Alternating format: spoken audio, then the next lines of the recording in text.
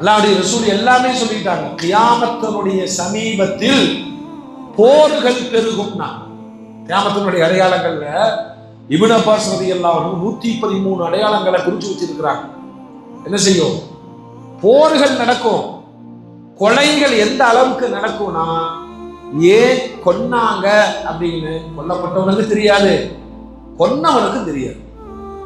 அந்த மாதிரியான மனித பேரழிவுகள் நடக்கும். நாம பொதுவா அப்பாவி மக்களுக்காக துஆ செய்வோம். ஆட்சியாளர்களின் மனமாற்றங்கள் ஏற்பட்டு அந்த அப்பாவி மக்கள் கொடும் ஆபத்துகளிலிருந்து அல்லாஹ் பாதுகாப்பானாக. சத்தியம் எதன் பக்கம் இருக்கிறதோ அவர்களுக்கு அல்லாஹ் உதவி செய்வானாக. உள்ள பார்த்தீங்கன்னா உள்ள அரசியல் நிறைய இருக்கு.